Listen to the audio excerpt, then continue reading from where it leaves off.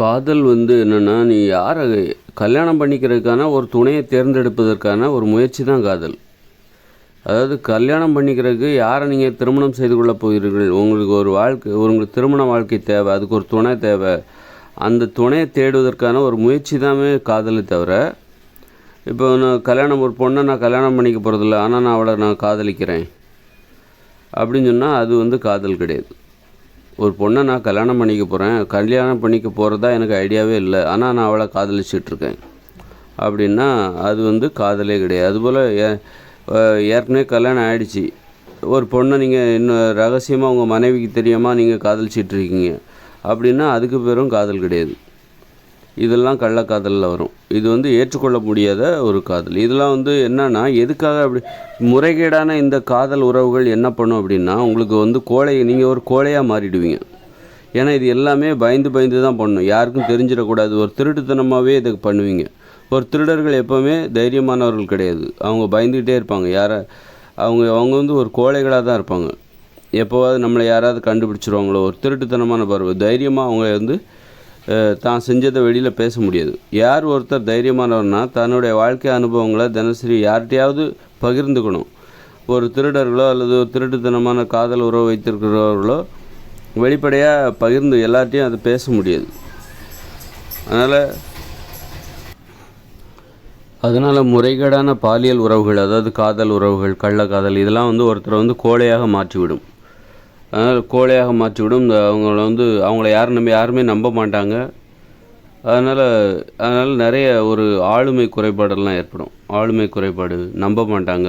ஒரு சுய மரியாதை என்பதை உணர முடியாது. ஒரு சமூகத்தில் மரியாதை என்பதை உணர முடியாது. அதனால் யாருக்கும் தெரியாமல் நம்ம தப்பு பண்ணால் கூட நம்மளை பற்றி தெரியும். அதை நம்ம மனசில் வச்சுக்கணும்.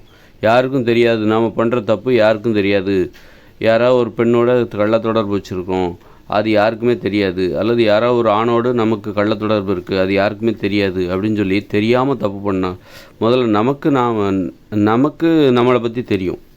அதனால் முதல்ல நம்மக்கிட்டேருந்து நாம் நேர்மையாக நடந்துக்கணும். அதனால் நம்மளை நாம் ஏமாற்றவே முடியாது. யாரை வேணாலும் ஏமாற்றிடலாம், நம்மளை நாம் ஏமாற்றிட முடியாது. நம்மளை ஒருத்தர் கண்காணிச்சிக்கிட்டு இருக்கார், நமக்குள்ளே இருக்கிற இன்னொருத்தர் கண்காணிச்சிக்கிட்டே இருக்கிறார், நம்முடைய மனசாட்சி அப்படி. அதனால் ஒரு உறவில் நேர்மை இருக்கணும் அப்படின்னா, அப்போ தான் நம்ம தைரியமாக சுயமரியாதையோடு இருக்க முடியும். ஒரு தைரியமாக, வீரம்ங்கிறது அதான். அதனால் நடத்தையில் ஒரு ஒழுக்கம் இருக்க வேண்டும்.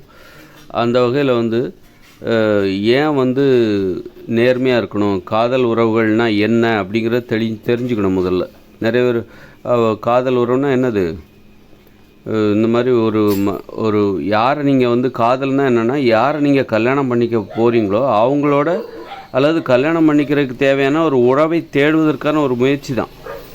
திருமணம் செய்து கொள்வதற்கு உங்களுக்கு ஒரு துணை தேவை, அந்த துணையை தேடுவதற்கான ஒரு முயற்சி தான் காதல்.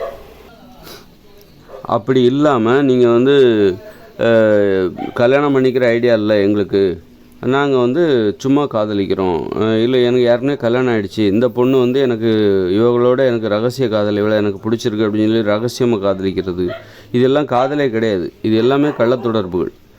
அதனால் கள்ளத்தொடர்பு எல்லாமே ஒருத்தரை பலவீனமானவர்களாகவும் கோழைகளாகவும் மாற்றிவிடும். அதனால் இதை முற்றிலும் தவிர்க்க வேண்டும்.